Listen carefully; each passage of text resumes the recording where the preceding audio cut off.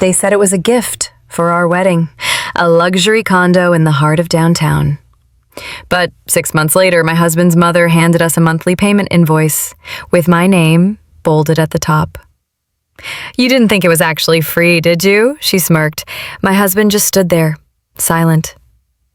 That's when I realized I married into a family of liars. If that sentence hit your gut, you know what to do. Like, share, subscribe right now, because what comes next, you won't see coming.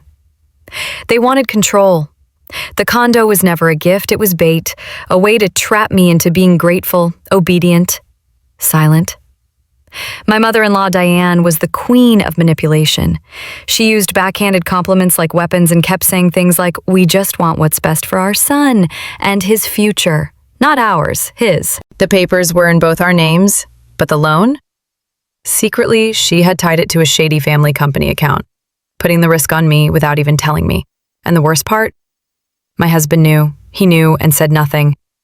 "It's just temporary," he whispered once. "My mom does this with everyone in the family." That's when I stopped being the nice daughter-in-law and started becoming the storm they didn't expect. I called a real estate lawyer. Quietly, I dug through every document, every signature, every loophole. It took 3 weeks of silent work. No arguments, no screaming. I smiled at dinner like nothing was wrong, and the night Diane handed me a bill for condo maintenance, I already had a buyer on the other line. They thought I was stupid, powerless, dependent. What they didn't know was I was already negotiating the sale. And when the final payment hit my account, I sent a screenshot, one group chat message, just 5 words. "Thanks for the fake gift." Diane was at my doorstep 17 minutes later, red-faced and shaking, yelling loud enough for the neighbors to come out. "You sold the condo? That's our family asset. You had no right." But I did, and she knew it. She just never imagined I'd be smart enough to figure it out or bold enough to do something. My husband stood behind her, arms crossed, avoiding eye contact, like a child caught in the middle of something he helped create. I didn't raise my voice. I didn't need to. "You gifted it, remember?" I said calmly. Or was that another lie? That silence, that thick, cold silence, was the first time Diane realized she was losing. But she wasn't ready to give up control. The next morning, she filed a lawsuit claiming emotional distress and unauthorized sale of family property. She tried to drag my name through mud, sending emails to our friends and relatives, calling me ungrateful, toxic, even mentally unstable. The same woman who once toasted to new beginnings at our wedding was now throwing my name under every bus she could find. But what she didn't know was that I had already hired a forensic accountant. While she was busy gossiping, I was digging. And what I found? Her family business, the one she used to co-sign that shady loan, was on the verge of collapse. Misused funds, fake employees, a tax bill that could bury her entire legacy. And guess who owned 12% of that business on paper? Me. From a wedding share she signed off on, trying to keep me quiet months ago. The same paper she mocked with a laugh. "It's symbolic, sweetie. Don't take it seriously." Now it was serious. Dead serious. Because her empire was cracking, and she had no idea who was holding the hammer. 3 days later, Diane's accountant tried to contact me, not to threaten, but to negotiate. Suddenly, the woman who claimed I was just a gold digger who trapped her son was begging for a meeting. I agreed. Not at her fancy office, not at her country club. I chose a small coffee shop across from the courthouse.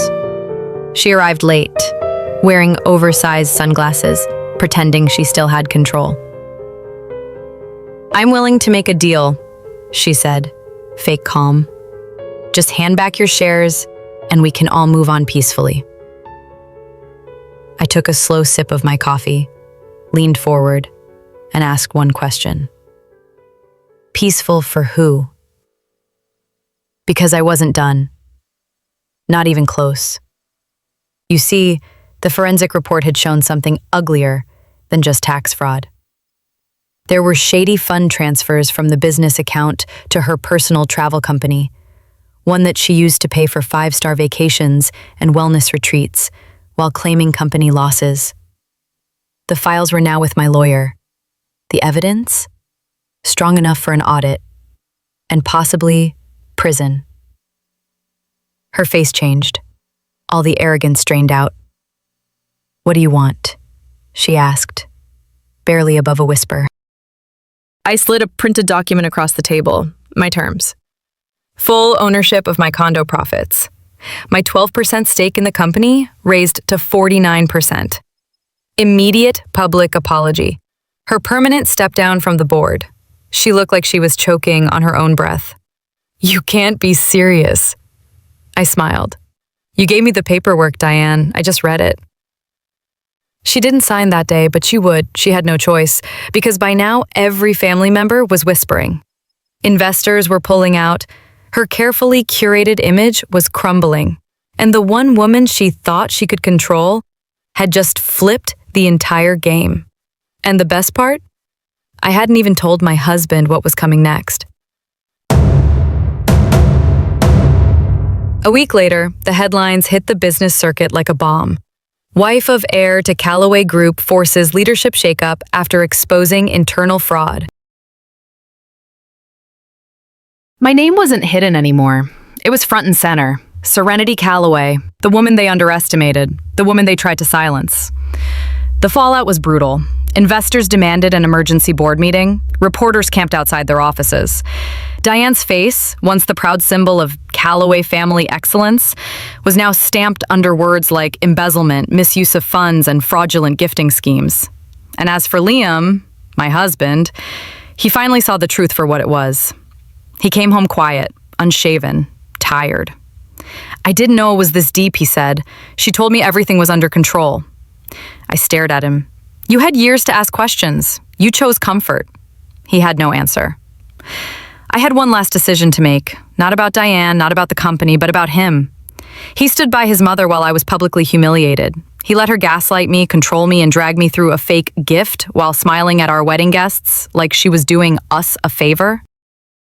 And now he wanted to fix it after the dust settled. But I wasn't interested in patching up a marriage based on silence, so I gave him a choice. Step aside, let me lead, or follow your mother out the door. He blinked. "You're serious?" I didn't answer. I just slid over the divorce papers, signed and ready. And that's when I finally saw fear in his eyes, not because of losing money, but because he realized he was never the one in control. The empire they tried to keep in their bloodline, it now carried my name. And trust me, I wasn't finished building yet. It's been 1 year since that so-called gift, the condo that started everything. Diane disappeared from the public eye. Last I heard, she moved to a small coastal town and sold her designer bags to pay legal fees. Liam signed the divorce quietly. No fight, no statement. He knew better now. As for me, I became the Bisigo majority owner, *, of Callaway Group after a silent vote by the board. Turns out the investors didn't care about tradition or family values once money and trust were on the line. They wanted results, and in 6 months, I delivered. New clients, a modern rebrand, fresh hires, the profits doubled. But I didn't stop there. I created an entire division that protects women from *, predatory gifting scams, like the one Diane used against me. I called it * Serenity Legal Shield. *. You see, I didn't just survive, I scaled. I educated. I protected. And on the anniversary of the condo sale, I posted one photo on my business page. A simple image of me holding the keys to my new penthouse. Fully paid, fully mine. Caption? *. Real gifts don't come with strings. Real women cut them. The post exploded. Thousands of women shared it. Dozens of interviews followed. I didn't just end their legacy of control, I replaced it with a movement. They wanted me to play along. They thought I was the soft-spoken daughter-in-law who'd stay quiet. Instead, I turned their lie into my launch pad. And now, every time someone Googles Callaway, they don't see Diane's charity work or Liam's college football photo. They see me, the woman who turned betrayal into a billion-dollar name.